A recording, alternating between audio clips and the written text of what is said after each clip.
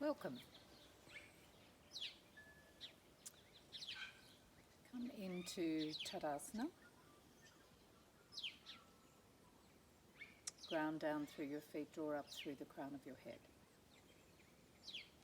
It's our centering position, where we become grounded. And coming back to that sense of balance and alignment in our body. Bringing your attention from the soles of your feet to the crown of your head.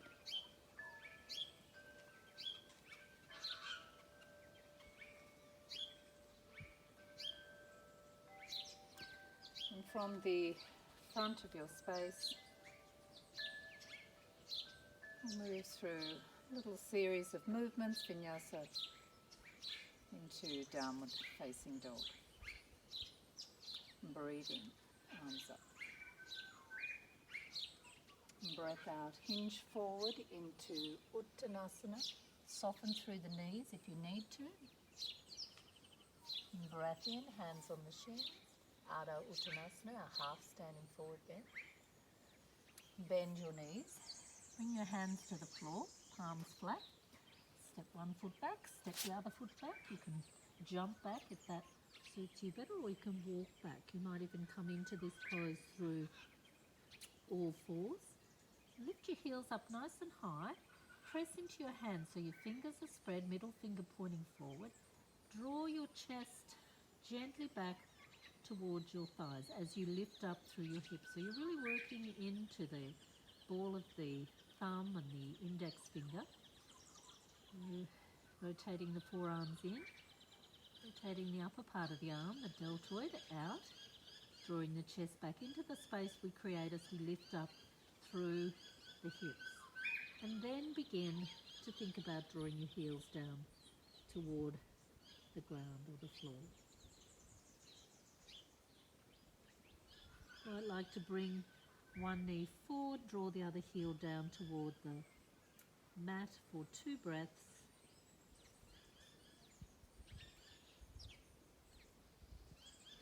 And then straightening, bending the other knee.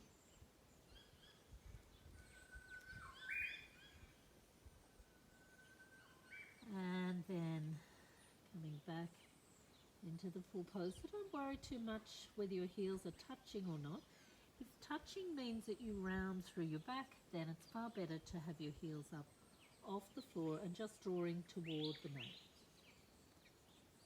And bend your knees, look forward, and either walking, stepping or jumping forward to halfway, and drop your hips down. Use your hands behind you to support you if you need to, and come into Dandasana. So we're sitting on the floor.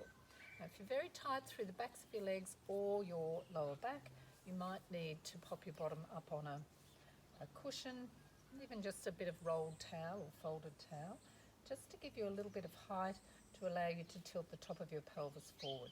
We're going to come into Paschimottanasana, our western stretch. So firstly in Dandasana, light pressure through the hands, lengthening through the spine. Breathe in, lengthen. Breathe out, slide your hands forward onto the floor beside your knees. So your hands are spread, your fingers are spread, and lightly we press down, and it's as if we're pressing through the mat back towards us. Breathe in, we lengthen. Breathe out, we hinge forward a little more. And then slide your hands down, just as close to your ankles as you can get. So you might not be coming down much further than your knees, that's fine. Rather than rounding through your back, just focus on nice straight back, lifting out of the pelvis every time you breathe in. So don't worry about how far down your hands are. Nice straight spine. Breath or two here, and then you can release your hands if you like and hold your legs. Now you can use a strap or something, a sarong around your feet if you like, or you can just hold your legs. Doesn't matter where it is that you're holding, or you can leave your hands flat on the mat. You might pistol grip your big toes. Every breath in we lengthen, every breath out we hinge forward.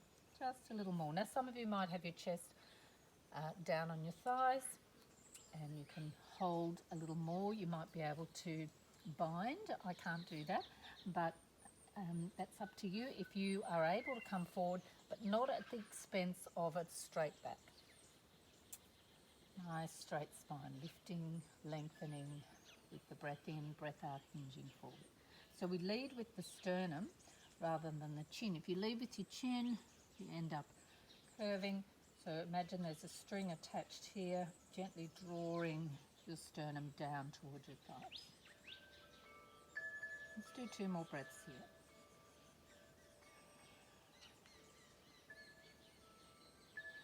Working the muscles in your legs, then release your hands down onto the mat.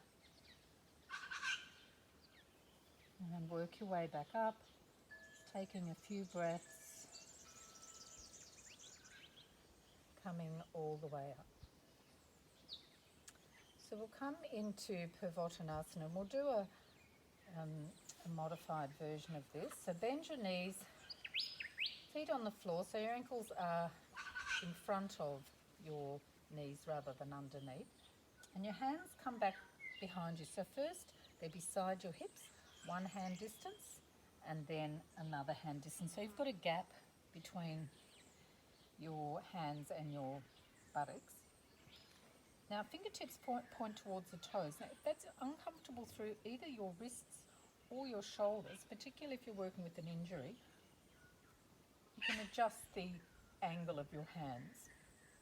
Eventually we work toward fingertips pointing straight toward the front of our mat. And you can adjust where your feet are depending on how it feels. When you come up, ideally the knee comes up above the ankle. So pressing into your hands, pressing into your feet, engaging your abdominal muscles, and lift up and keep drawing up, drawing your buttocks up. And then if you're comfortable, you can drop your head back and look up at the sky or the ceiling. Keep working your buttocks. And remember, we're trying to look like a tabletop rather than a teacup. So keep working your buttocks. And when you're done, you lower your buttocks down first, then you lift your head up. Then straighten and come back up.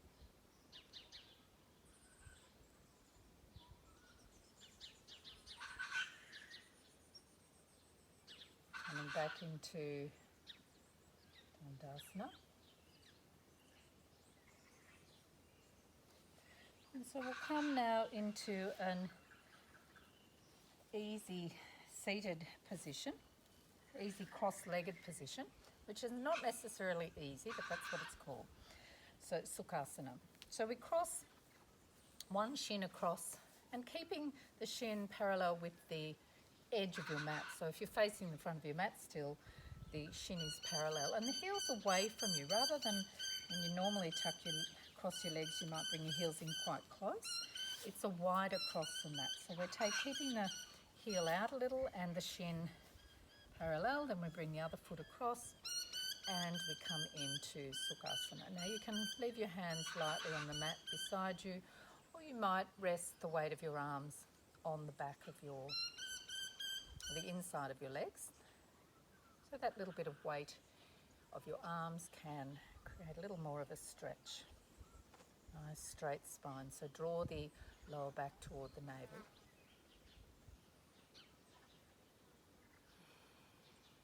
Now for those of you that this is a really easy cross, so if your knees are down, resting on the instep of your feet, so if you've got nice open hips, you can intensify the stretch a bit by beginning to hinge forward, and you can place your hands on the floor and come forward. My hips are reasonably tight, so I can't really demonstrate that particularly well, but if you've got nice open hips and your knees are down here on your feet, then you're going to know exactly what I mean. So you hinge forward, nice straight spine, hands out in front of you, however far you can reach, bringing your chest down toward your legs, toward the floor, and that will increase the stretch. For those of you who are already getting a stretch into the hips, then just stay like this and see if you can really soften and relax. And if you're all the way forward, lifting up, and take notice of which shin is closest to you. We'll recross our legs with the other shin closer. So bringing the ankle across, bringing the shin so it's parallel, and crossing and coming into the pose. Now one side may feel completely different to the other, so just notice that.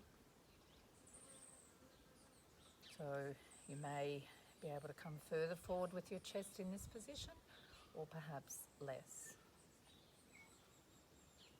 It's usually the shin that's closest to you that's getting the strongest stretch. It certainly is for me, and I know in this position my left hip gets quite a strong stretch. Every breath out, think about lengthening through your spine. Breathing out, just softening wherever you're feeling the most in this stretch, strongest part of the stretch. Focus your breath there.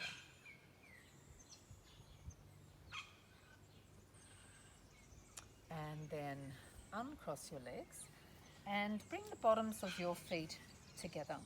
Interlace your fingers around your toes and breathe in, draw up through the crown of your head. Breathe out, draw the knees down toward the floor.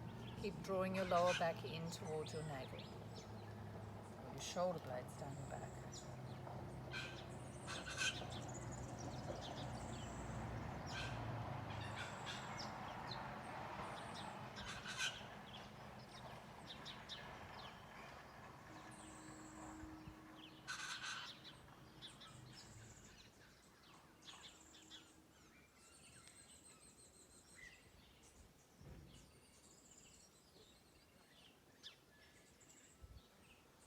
Gently drawing your knees down toward the floor.